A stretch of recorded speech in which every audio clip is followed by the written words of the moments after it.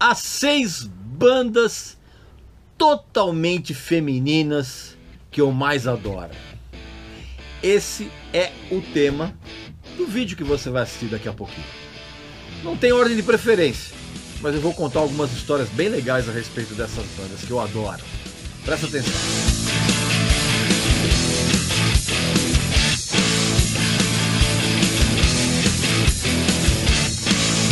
Meu amigo e minha amiga, as 6 bandas totalmente femininas, ou seja, todas as suas integrantes são ou eram garotas, é o tema desse vídeo aqui.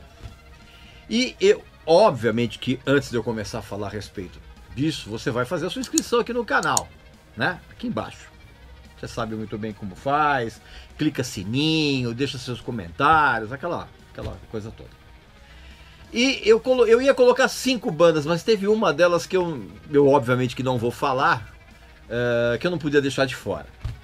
Então assim, essas 6 bandas, elas estão aqui nesse vídeo, não estão em ordem de preferência. E eu tenho que começar, obviamente, pelas Runaways, que é assim, que é a banda totalmente feminina mais famosa que tem, né? Banda que eu tô falando, banda de rock, né? Isso desde os anos 70.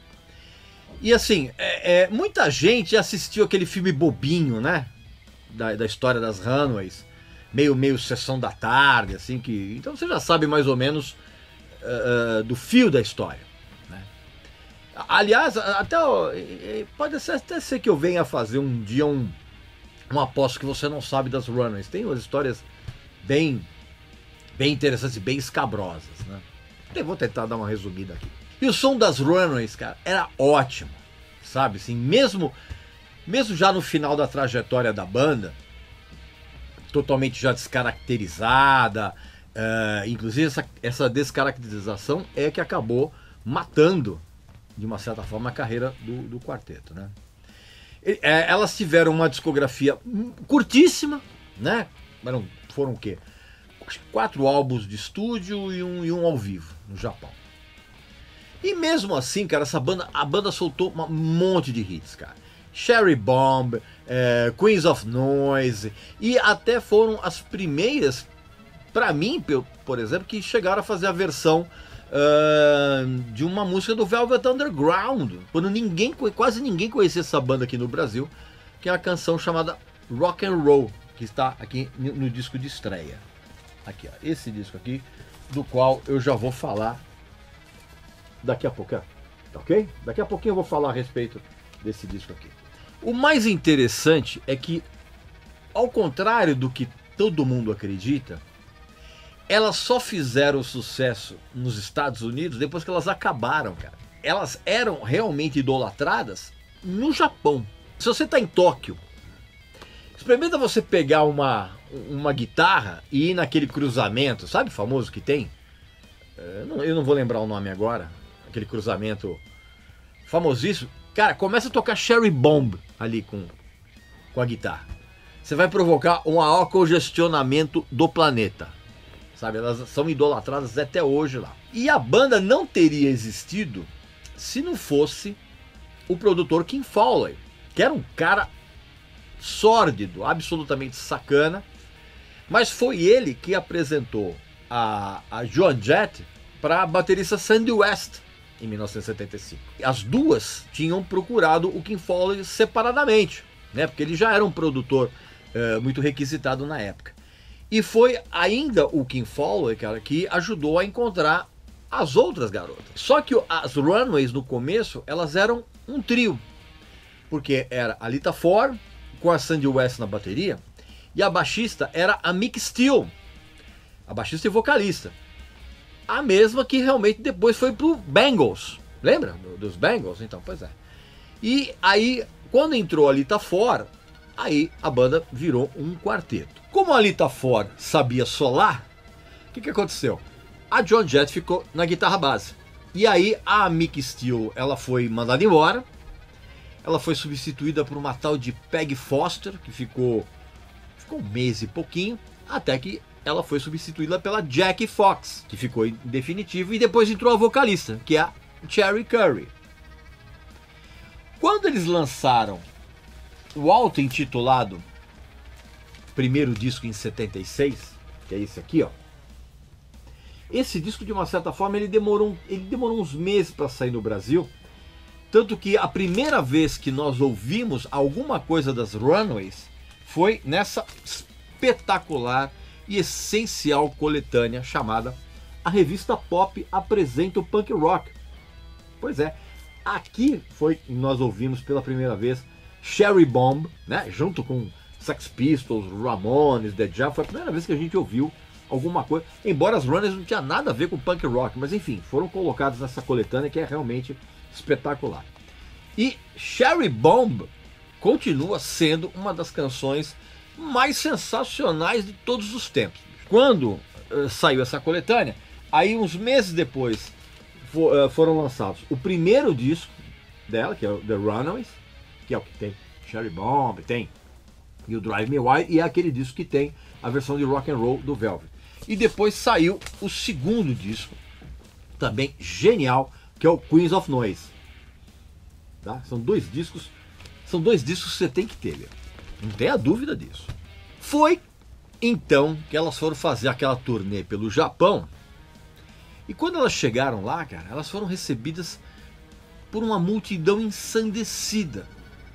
Não se sabe muito bem porquê, mas tinha uma histeria absurda logo que elas desembarcaram no aeroporto, a ponto inclusive de ter sido lançado um disco que a princípio era restrito ao mercado japonês, mas depois acabou saindo no resto do mundo, que é isso aqui, ó, o Live in Japan, tá? Que é um disco ao vivo também muito legal. Foi lançado depois na Europa e nos Estados Unidos, mas bem depois que o lançamento original no Japão. Só que foi aí, meu amigo e minha amiga, que começou a dar merda. A Jack Fox, que era baixista, ela saiu da banda dias antes, no meio da turnê japonesa, antes de elas tocarem num festival muito famoso lá, que era o Tokyo Music Festival, em 1977. E ela saiu alegando que a banda não deu a menor bola pro fato dela ter sido estuprada pelo Kim Fowley, numa festinha, assim, na frente de um monte de gente. E aí a Joan Jett provisoriamente assumiu o contrabaixo, né? E quando elas voltaram para os Estados Unidos, elas contrataram a Vicky Blue. E aí quem saiu depois foi a Cherry Curry, depois que ela quebrou o pau com a Lita Ford. Tudo isso em 1977. Sabe onde essa história está muito bem contada? Aliás, todas as histórias estão muito bem contadas. É nesse livro aqui da Lita Ford, que acabou de sair, ó. Vivendo como uma Runaway. Esse livro aqui é sensacional. Eu tô na metade do livro e tem umas histórias, eu tô lendo aqui, né? E tô na metade do livro e o livro é sensacional. Porque a Lita Ford é exatamente o que está escrito aqui, ó. A mãe do metal, né, com exagero, revela tudo. E ela conta tudo mesmo. E sim, de uma maneira chega a ser chocante a maneira como ela conta as coisas. Problemas de bastidores, as brigas no meio das Runaways, as surubas que ela fez com o John Bon Jovi e o guitarrista, o Rich Sambora. Cara, o casamento dela com o Tony Iommi, o namoro com o Tony Iommi. O Tony Iommi quase matou a Lita Ford de pancada. Ela conta isso com um ódio, não vou dizer um ódio assim, mas ela conta isso com uma verdade que é um negócio impressionante. Eu, em diversos momentos, eu tive que parar de ler e voltar algumas páginas para ver se era isso mesmo. É uma coisa impressionante. E claro que você segue o nosso canal aqui, você tem privilégios. Tá? Clica aqui no link aqui abaixo ou no QR Code aqui na tela. Preenche o cupom de desconto, você já sabe, né? Regis Tadeu Indica, tudo junto. E você, ao finalizar a compra desse livro, que é espetacular, e olha que eu tô na metade do livro, você vai ter 20% de desconto. Tá? É um livro impressionante, cara.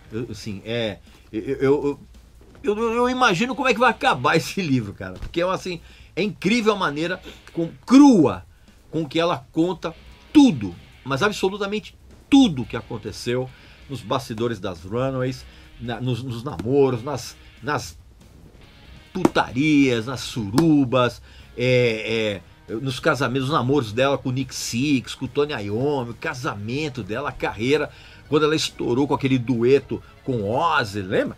Pois é, ela conta tudo aqui em detalhes. É um livrão, no melhor sentido da palavra. Para quem gosta de rock and roll, é um livro absolutamente revelador, mais um dos bastidores de toda aquela cena, tá? Então não perde essa oportunidade.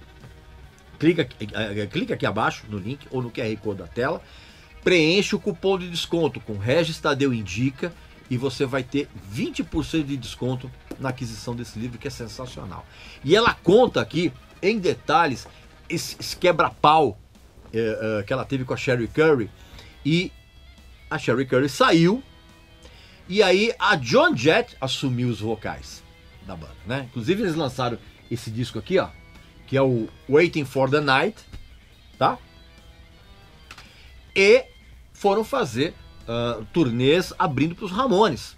E aí, para coroar essa desgraceira toda, elas começaram a discutir internamente a respeito de grana, né? E quebraram o pau com o Kim Fowley, que era o produtor, e mandaram o cara embora. E pegaram o empresário da Suzy 4 e do Blonde na época, que era o Toby Mames. Só que quando elas mandaram o Kim Fowley embora, ele armou para que a banda fosse dispensada da gravadora Mercury, que era o ligado à Polygram.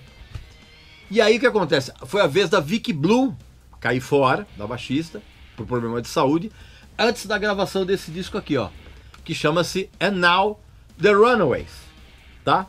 De 78, que já é um disco que tá descaracterizada a banda completamente. Pra você ter uma ideia, os baixos desse disco foram gravados pela Lita Ford, inclusive ela conta isso no livro dela, antes da entrada da Laurie McAllister, no final daquele ano, que depois de alguns shows também, ela acabou saindo em janeiro de 79. E aí o ambiente já estava péssimo, né, totalmente, ficou ainda pior quando a Joan Jett começou a forçar a barra para que a banda saísse dessa praia de hard rock e mergulhasse no punk, naquela coisa meio glam, né, que a Lita Ford e a Sandy West não queriam de jeito nenhum.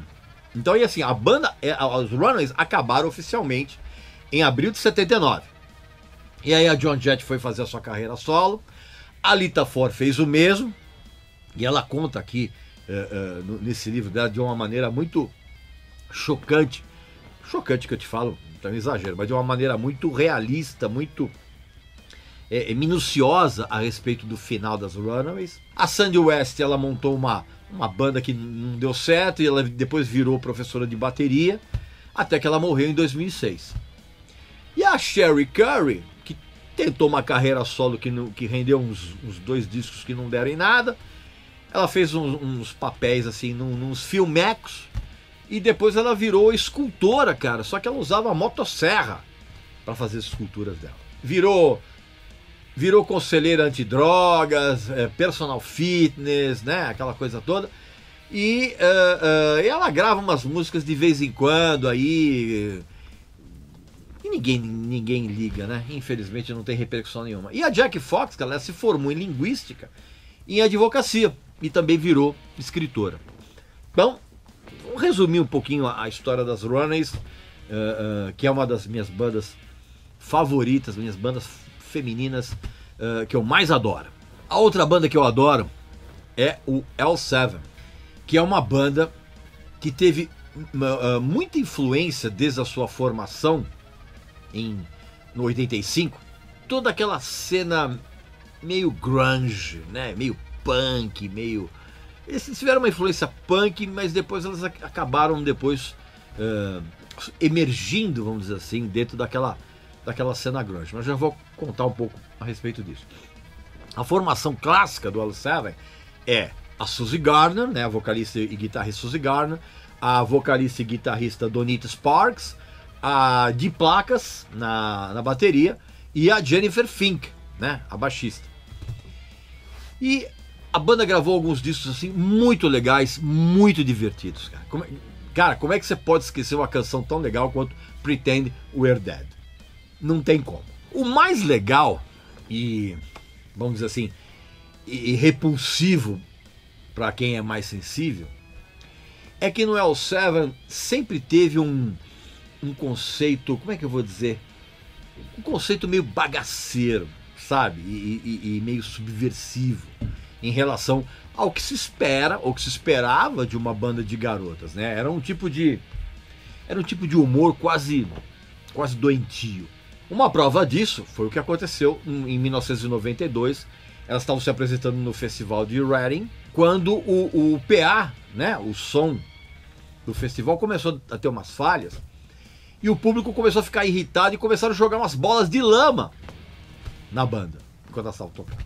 E a Donita Sparks, que era a que tinha uns pavios menos curtos, o que ela fez, cara? Ela tirou o absorvente dela, todo manchado de sangue, e jogou pra plateia, falando, ó, come isso aí. E um monte de palavrões, né? Esse episódio é clássico. E teve um episódio também que elas estavam se apresentando numa TV na Inglaterra, tocando lá, fazendo playback, sei lá. Cara, ela abaixou as calças completamente. Teve também um show em 2000 ano 2000 na Inglaterra, que elas fizeram um concurso durante o show, que o ganhador, cara, ia passar uma noite com a baterista, com a placas, dentro do Tourbus. Passar uma noite, você sabe bem o que é, né? Mas é. Ai, coisa. É doentio e é muito maluco ao mesmo tempo. E ao mesmo tempo, cara, elas tinham um lado muito sério, porque elas se engajaram ferrenhamente no feminismo, né? Dentro daquele movimento que depois passou a ser chamado de Riot Girl. Inclusive elas fundaram em 1991 uma espécie de ONG chamada Rock for Choice, que era uma organização de apoio a mulheres que estavam com problemas financeiros e era uma organização pró-aborto, né? Então elas faziam vários shows para ajudar, inclusive, essas organizações pró-aborto que sofriam, inclusive, muitos atentados na época, cara. Um negócio muito sério. E a banda, na verdade, ela surgiu, cara, quando a Donita e a Suzy Gardner, elas se conheceram primeiro, né? A Suzy Gardner já tinha gravado backing vocals na faixa título do disco que chama Sleep It In, do Black Flag, né? Que é um disco, inclusive, que eu tô tentando encontrar a edição em vinil original e não consegui até agora. Aí as duas começaram a tocar juntas, né, com diferentes amigos, até que elas encontraram a Jennifer Fink, a baixista, e uma baterista chamada Annie Anderson. E foi a Jennifer que contatou um amigo que chamava Brett Gurewitz, da Epitaph Records, que você sabe que inclusive o cara é o guitarrista do Bad Religion, para gravarem uma demo. A demo resultou nesse disco de estreia aqui, né, que chama L7, tá? E foi no final da turnê desse disco que entrou a Demetra, a Dee Placas, né? Que ela chama Demetra mesmo. E entrou a Dee Placas na bateria. Em 89, elas assinaram com a Sub Pop, que já era um selo que estava começando a ficar famoso. E aí elas soltaram um compacto com uma música chamada Chauve, que começou a atrair a atenção, né? Não sei o quê. E aí levaram as meninas para Seattle, para elas gravarem o segundo disco aqui, que é esse aqui, ó, o Smell the Magic, de 1990. Inclusive, Chauve é a música de abertura desse disco, que é bem legal.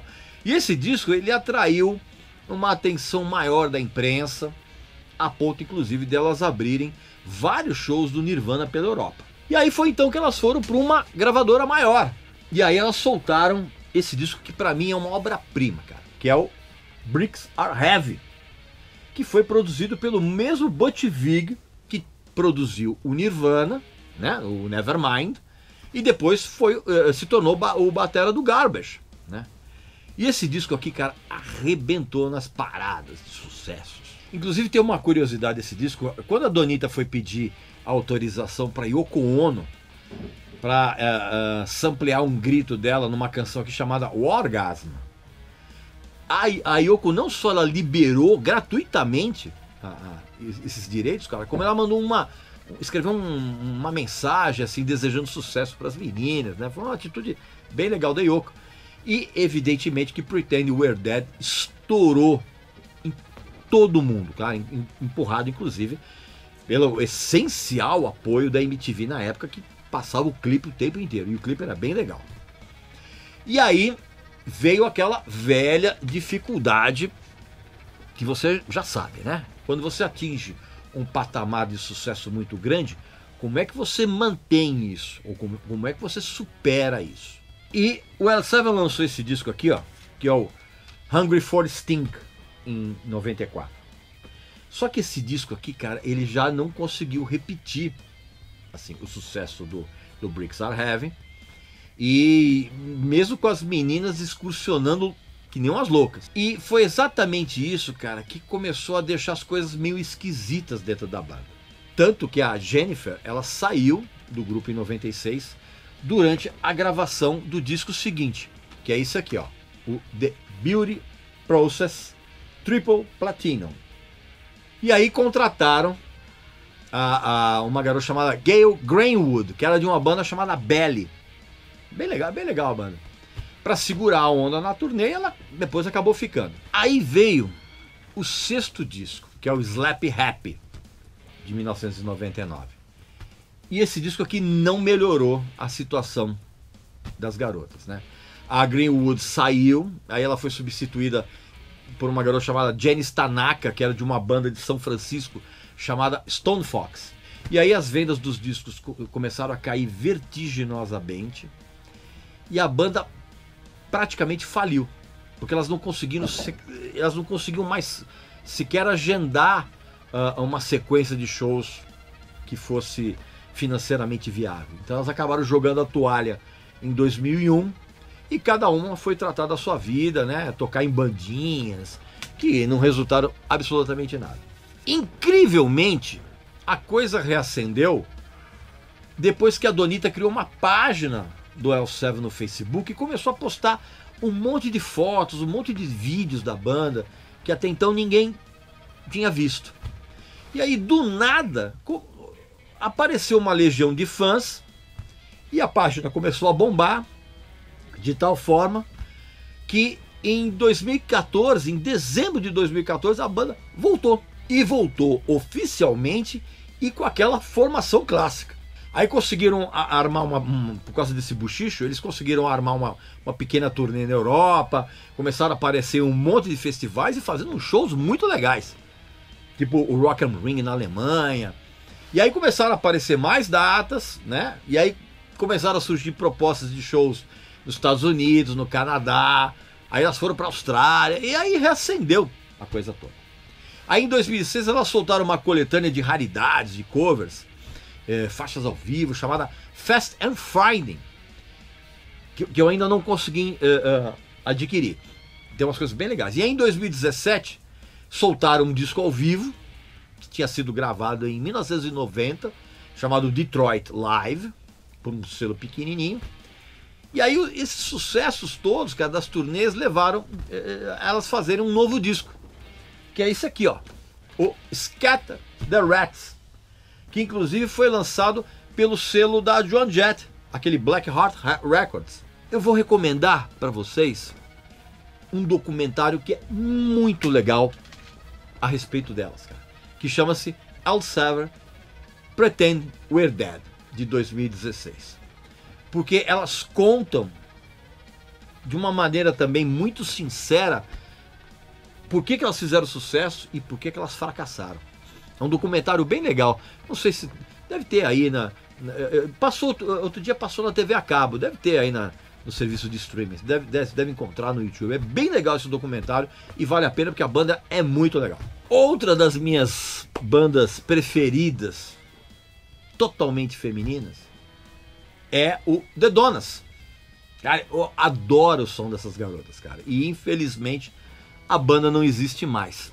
A formação clássica era a Brett Anderson, a vocalista, a Alison Robertson na guitarra, a Maya Ford na batera e a Tori Castellano, a gracinha, na bateria.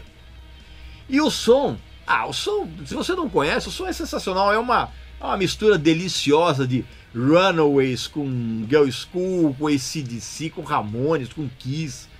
E o entrosamento delas era muito legal, né? Todo mundo ali era meio amiga de infância, da escola. E elas começaram na década de 90, a banda se chamava The Electrocutes. Puta nome legal, né? E elas faziam um som mais pesado, assim, né? E aí, quando elas resolveram fazer um projeto paralelo, que era o The Donas, aí que elas acertaram a mão. Aí elas fizeram que nem os Ramones, cara, e cada uma delas adquiriu um pseudônimo, vamos dizer assim, né? Dona, junto com as iniciais do sobrenome. Então, por isso que elas viraram The Donas. Era Dona A, Dona C. E aí elas soltaram um auto-intitulado disco de estreia, que é esse aqui, ó, de 1997. É um disco bem tosco, assim, mas é muito divertido. E não se sabe muito bem, cara, elas acabaram fazendo uma turnê no Japão. Mas não acontecia nada. Aí elas deram uma pequena melhorada no segundo disco delas, que era o American Teenage Rock and Roll Machine, de 1998. E melhoraram ainda mais do terceiro, que é o Getting Skin Tight, de 1999. Que eu não consegui ainda ter esses discos aqui, mas Deus quiser, logo logo eu consigo encontrar. Quando passar toda essa confusão toda, a gente puder voltar a frequentar lojas de discos, sebos, vou atrás desses dois disquinhos que estão faltando aqui para mim.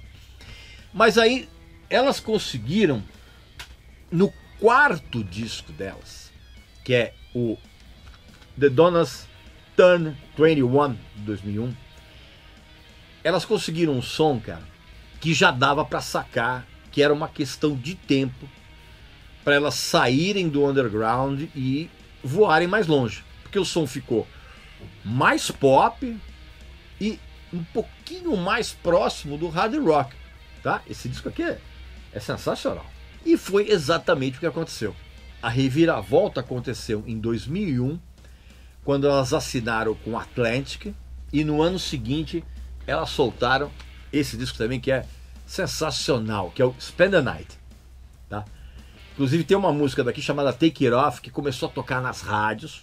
Claro, né, cara? O apoio da gravadora, da Atlantic, foi fundamental, né? E elas começaram a aparecer em tudo quanto é programa de televisão, e elas foram escaladas pro Lollapalooza. Depois desse disco, em 2004, elas soltaram esse aqui também, que é o Gold Medal. Gold Medal, tá? E aí começaram a fazer turnê pela Austrália, pela Europa, tiveram várias músicas incluídas em PlayStation, naqueles videogames PlayStation, Nintendo, Guitar Hero, Rock Band, comercial de marca de carro, de cerveja, trilha sonora de filme. Elas estavam estouradas, totalmente. Até que em 2006, tudo ruiu.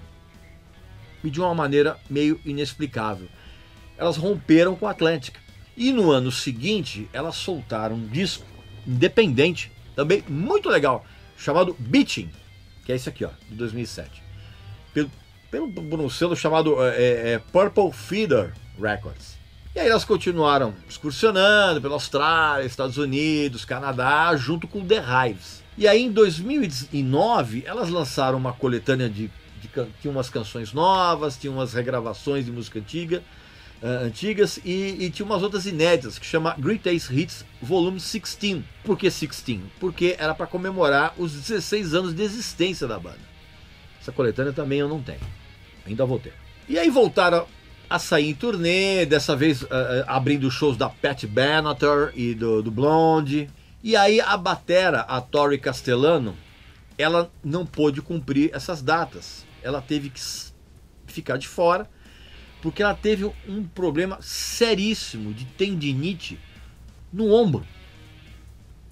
E aí teve uma amiga dela, que é a Amy Cesare, que era de um grupo chamado Demonies, que acabou substituindo a Tori nessa turnê. E esse problema dela era tão sério, cara, que em 2010 ela comunicou que ela estava se aposentando, cara, que ela não podia mais tocar bateria por causa desse problema seríssimo que ela teve no ombro.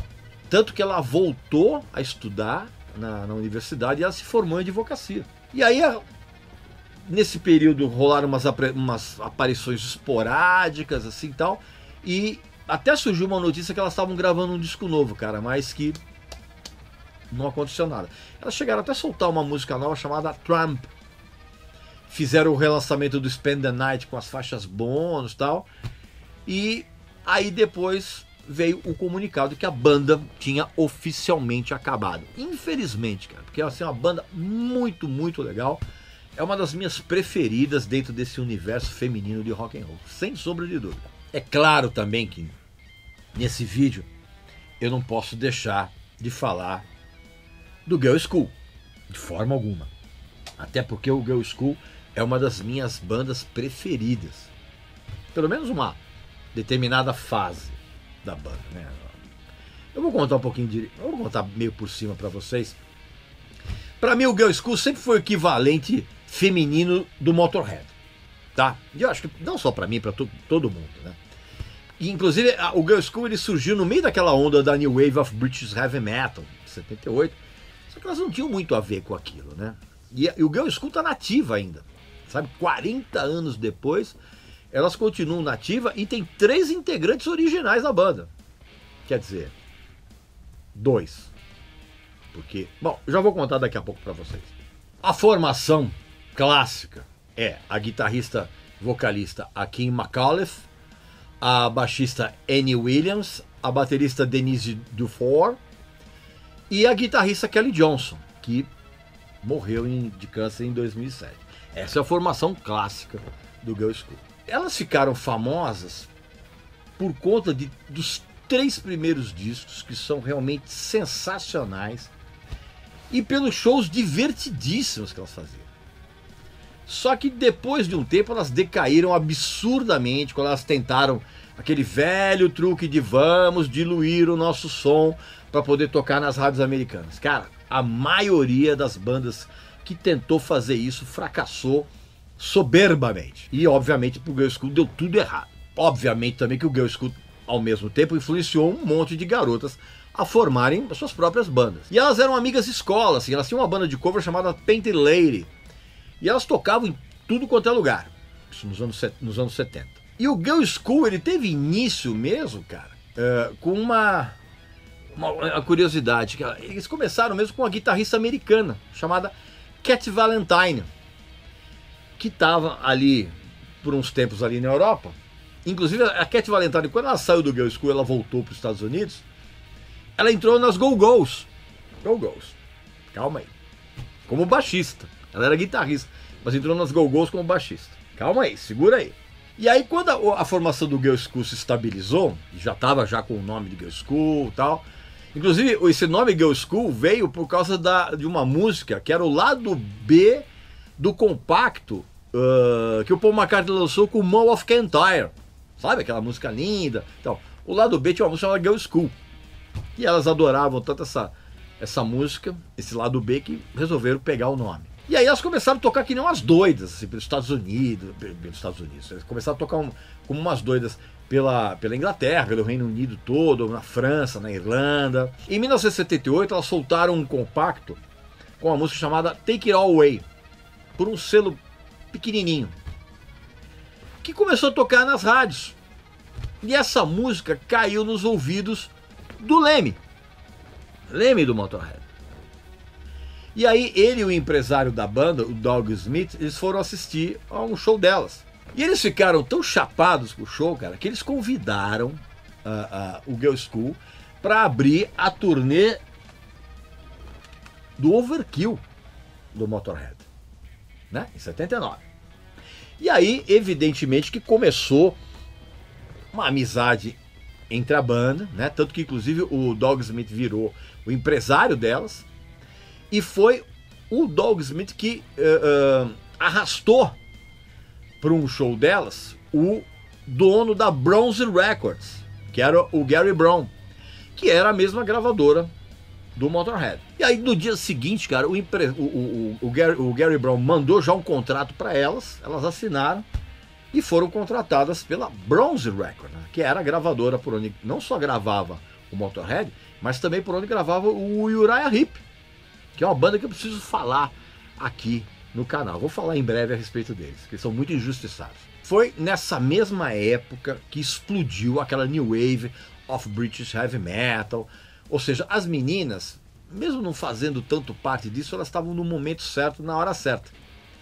E aí elas foram pro estúdio e gravaram um ótimo disco de estreia, que é esse aqui, ó, o Demolition, de 1980. Aliás, essa ediçãozinha aqui, cara, é sensacional, porque ela tem os dois primeiros discos da banda.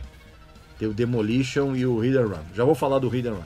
Mas elas gravaram então esse disco de estreia aqui, ó, o Demolition. E as músicas são incríveis, cara. É disco divertidíssimo.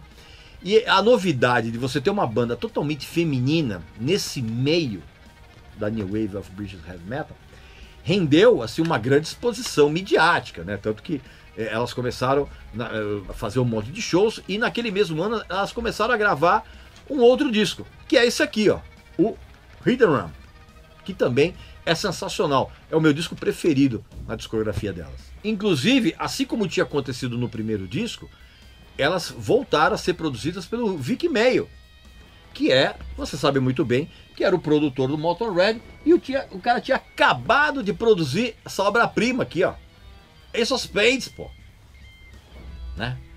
E aí elas soltaram, e inclusive foi por sugestão do Vic Mayo que foi gravado aquele compacto St. Valentine's Days Massacre, juntando o Motorhead com o Girl School, né?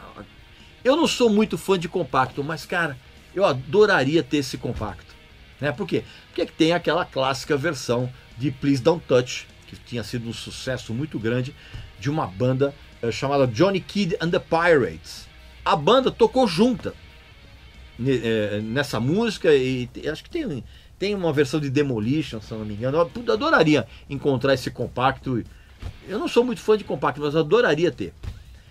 Só que assim, era o Motorhead junto com o Girl School, menos o batera do Motorhead, né? O lendário Phil Animal Taylor. Por quê, cara? Porque ele estava se recuperando, cara, de uma queda que ele teve, que ele quase quebrou o pescoço, ele quase morreu. E aí, como eu falei, elas lançaram o meu disco preferido, que é o Hit and Run, em 81, que fez um grande sucesso na Europa, na Nova Zelândia, no Canadá. Elas faziam tantos shows, um na sequência do outro, e toda essa coisa de gravar 2 discos no mesmo ano, aquela doideira toda. E o que aconteceu, cara? A baixista, a Annie Williams, ela não aguentou. Ela caiu fora e, por sugestão do Lemmy, ela foi substituída pela namorada dele, a Gil Weston. E com ela, a banda gravou esse outro disco também, que é muito bom, cara. Screaming Blue Murder, de 1982. Tá? Disco bem legal. É um disco bem legal, mas que já não repetiu o sucesso dos 2 anteriores. E aí o que acontece? Elas foram para os Estados Unidos, né, abriu shows do Iron Maiden e do Scorpions. E aí quando elas voltaram para a Inglaterra, essa rotina toda incessante de turnê, disco e tal, fez uma outra vítima, que foi a Kelly Johnson, que também não aguentou. Pediu para sair. Só que ela foi convencida a continuar porque prometeram a ela que o próximo disco seria produzido por 2 dos ídolos da Kelly Johnson, que era o Noddy Holder e o Jim Lee, do Slade. E aí depois ela descobriu que na verdade não seria um disco inteiro, seria só um compacto. Só que o trabalho com os 2 caras do Slade foi tão legal, cara, que resolveram fazer um disco inteiro produzido por eles, que foi o Play Dirt, de 1983. Já com um som bem diluído, né, com uma potência bem atenuada, o som estava mais polido, já tinha os teclados, justamente aquela estratégia para tocar nas rádios americanas, né? Inseriram uns covers do Slade ali no disco, que era High and Dry e Burning the Heat, regravaram 20th Century Boy do T-Rex, né?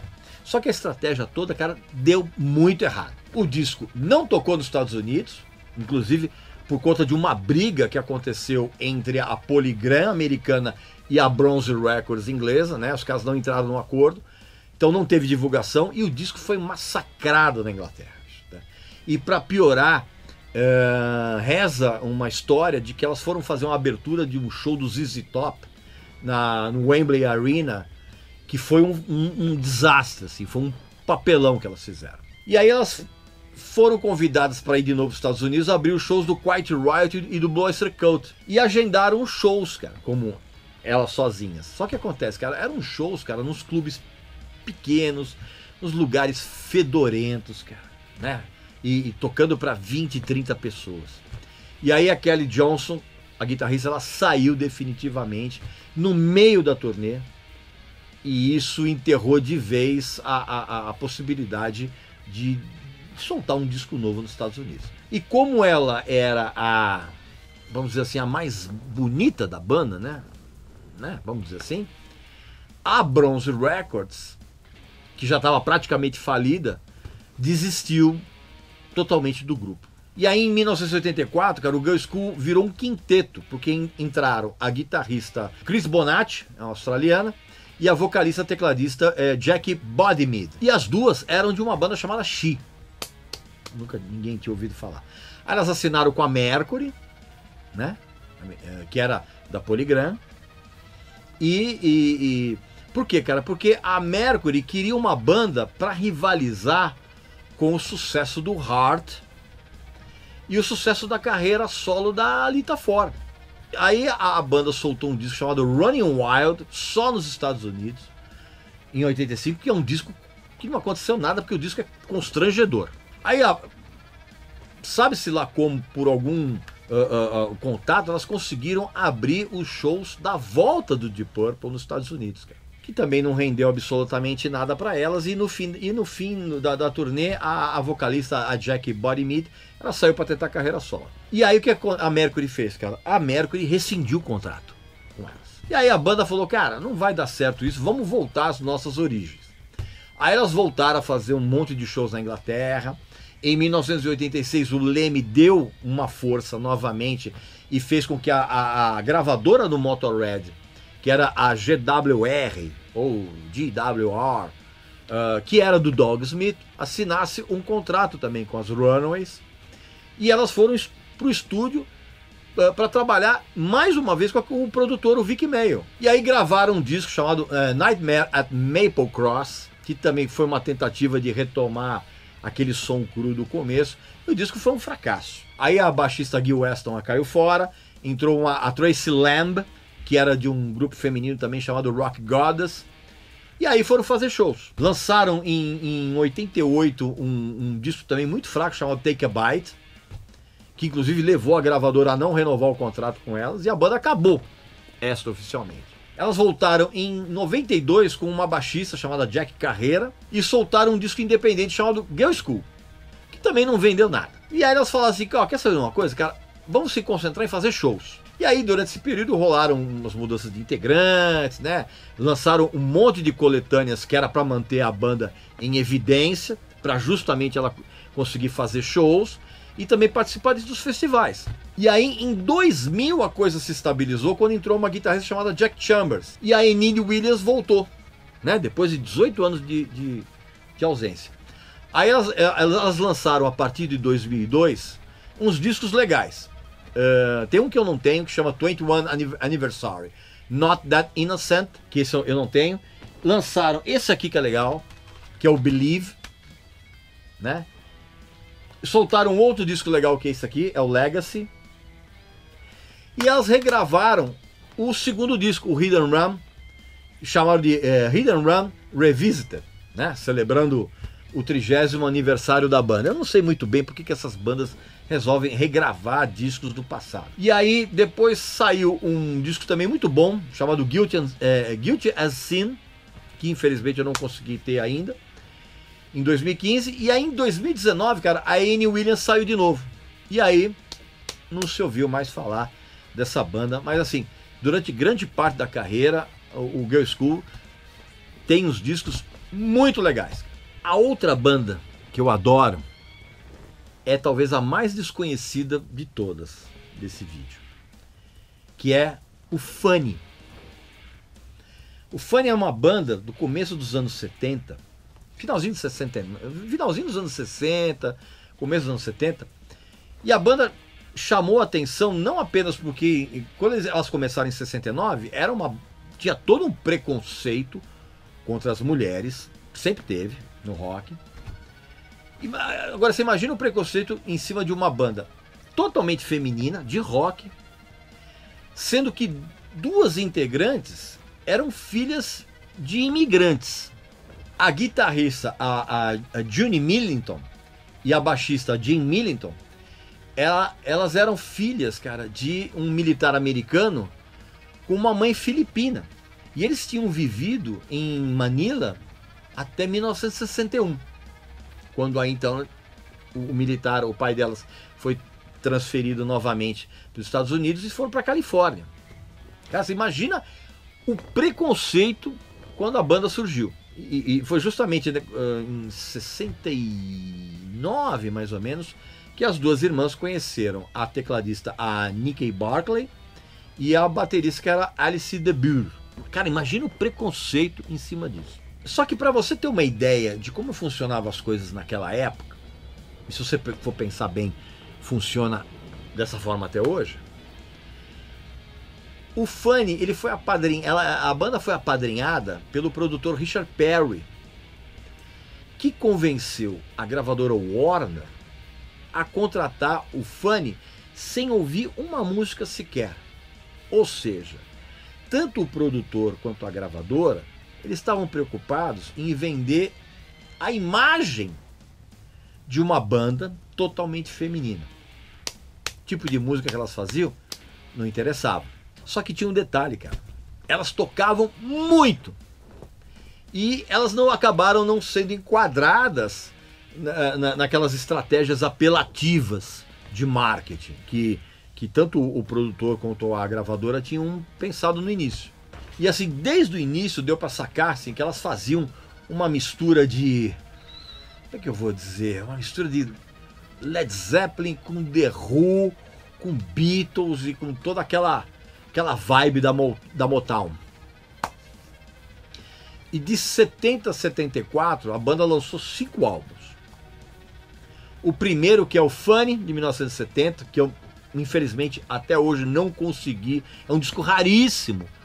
E eu quero ter esses discos em LP e eu não consigo. E nas raras vezes que eu encontrei com esses discos, não estava em bom estado. Tem o Funny, de 1970, que eu não tenho. Tem um chamado Charity Ball, que é de 72, que eu também não tenho. Tem inclusive a faixa título fez até um sucesso em compacto. Tem o Funny Hill, que é o terceiro, que eu adoro, que é isso aqui, tá? Que é sensacional. Tem um outro que eu não tenho, chamado Mother's Pride, de 1973. Esse disco, inclusive, eu nunca encontrei na vida. E tem esse aqui que eu também tenho, que é o Rock and Roll Survivor, de 1974. Tá? Esses são os discos. Então o que acontece? No início dos anos 70, cara, elas foram para Inglaterra e elas começaram a abrir shows do Humble Pie, do Slade, do Jethro Tull, dos Kinks, do Procol Harum, todas aquelas bandas muito, muito famosas na época. E essas meninas eram tão boas, cara, que elas também eram requisitadas como banda de estúdio. Pra você ter uma ideia, tem um disco da Barbra Streisand, que é uma discografia que eu detesto, né? Detesto. Mas tem um disco da Barbra Streisand que é legal, que é um disco que eu compraria. Por causa que em algumas faixas ali tem o pessoal, as meninas do Funny, que é um disco chamado Barbra Joan Streisand, um disco de 1971. Se eu encontrar por aí baratinho, eu até compraria.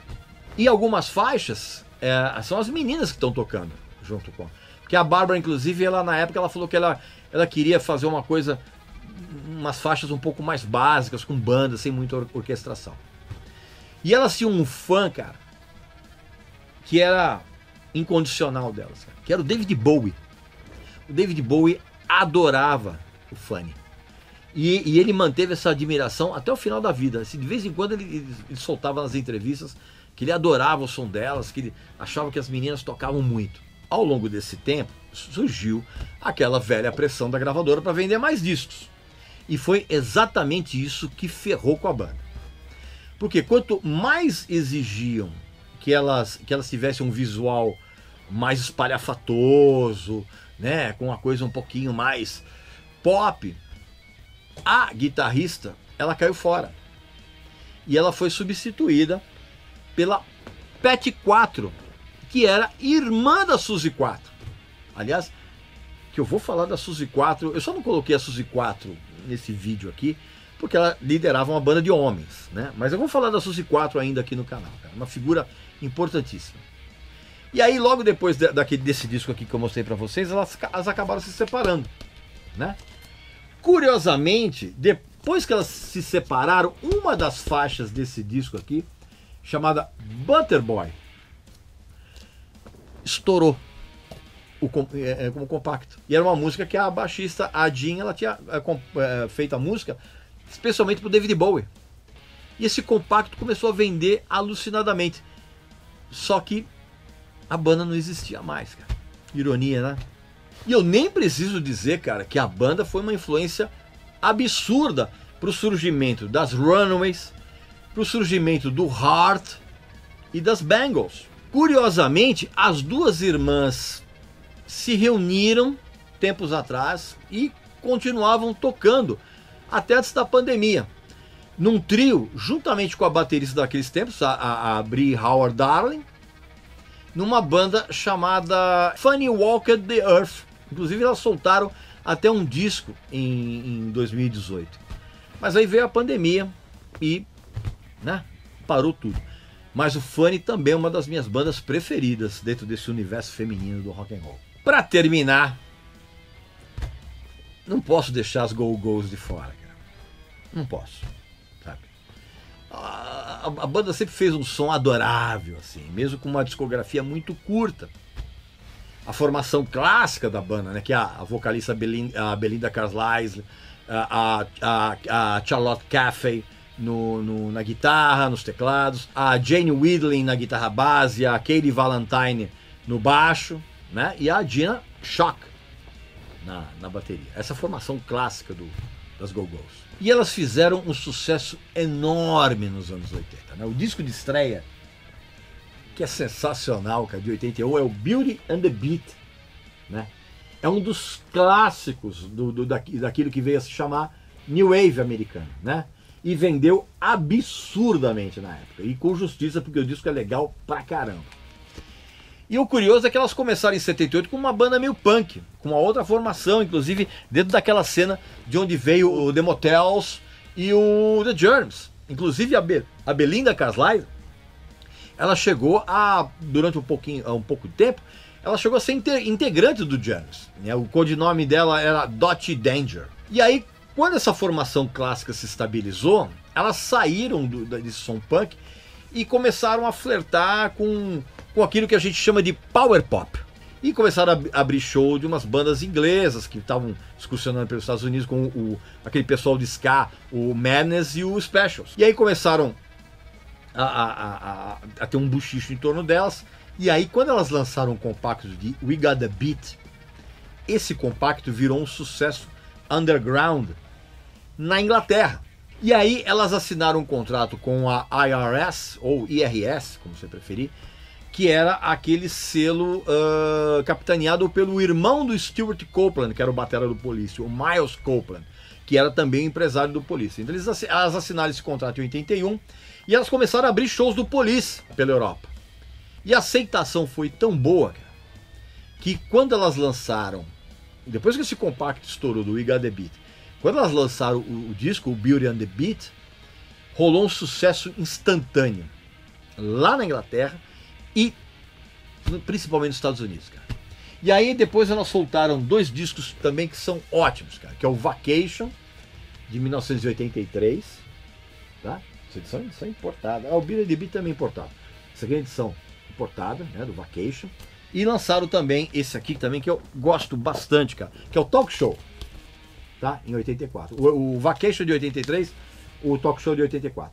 Mas aí o que acontece? Quando elas lançaram esse disco aqui, que eu gosto bastante, as vendas começaram a dar a caída, e aí o negócio começou a desandar. Começou a ter um monte de brigas entre elas, muita droga, muita baixaria, muita discussão. E a Jane Wiedlin saiu naquele ano. Chamaram a baixista, chamada Paula Jean Brown, que era de uma banda chamada Giant Stand, que é uma banda bem legal. E a Kate Valentine foi para as guitarras, né? Foi fazer a guitarra base. E aí fizeram aquele show no Rock in Rio, que todo mundo que assistiu falou que foi um show horroroso. Tanto que, inclusive, esse show nem foi transmitido pela televisão. E esse show foi tão ruim, dizem as pessoas, cara, que a banda acabou dias depois, quando elas voltaram para os Estados Unidos. Só que elas voltaram à ativa em 1990 com aquela formação clássica. E em 94 elas soltaram uma coletânea dupla com umas 3 músicas inéditas, uma coletânea chamada Return to the Valley of the Go-Go's, que eu também não tenho aqui. E em 1997, cara, a batera, a Gina Shock, ela processou as amigas, alegando que estavam devendo para ela uma grana absurda de direitos de performance e de composição. Como é que elas resolveram esse problema? Resolveram fazer uma mini turnê em 1999 e dar a grana para ela. E 2 anos depois, elas lançaram um outro disco, que eu também gosto, bem legal, chama God Bless the Go-Go's, né? Que foi um disco bem recebido, assim, é um disco legal. E em 2010, elas chegaram, inclusive, a anunciar uma turnê de despedida, que acabou sendo cancelada quando a Jane Wiedlin, ela sofreu um acidente e ela teve que operar o joelho. Quando ela se recuperou, a banda desencanou de fazer uma despedida e voltou a excursionar ao longo dos anos. E até que em 2013 foi a vez da Kate Valentine sair. E saiu e processou as amigas, né? Exigindo grana, claro. A banda continuou a excursionar como quarteto e chegaram a fazer uma turnê inteira junto com o B-52s, que é outra banda maravilhosa. E aí então elas anunciaram uma turnê de despedida, né? E aí foi lançado um musical, né? Esses musicais da Broadway, né? Chamado Head Over Heels, em 2018, só com músicas da banda. E tem também um documentário que eu não assisti, mas vários amigos meus recomendaram, que é do mesmo diretor que fez aquele sensacional do documentário, o History of the Eagles, que é o Alison Wellwood, e que foi ao ar na TV americana. Eu quero assistir isso aí, depois eu vou comentar aqui com vocês. Pois bem, meu amigo e minha amiga, essas então são as minhas 6 bandas preferidas dentro desse universo feminino do rock and roll. E quando eu falo bandas femininas, é bandas com todas as integrantes, né? Sendo garotas. Claro que você vai deixar a sua opinião aqui nos comentários, né? Fala pra mim quais são as suas bandas preferidas dentro desse universo feminino. Mas só vale bandas com todas as integrantes, né? Não vai ficar falando, eu adoro o Heart. O Heart são as 2 irmãs e mais um monte de caras, né? Bandas totalmente femininas, tá legal? E não esquece também de fazer a sua inscrição aqui no canal, que você já sabe muito bem. E nos próximos dias eu vou ter umas novidades muito legais a respeito da loja. Aguarda, tá bom? Então, um abraço para você, saúde para você, para sua família e para os seus amigos. Até a próxima!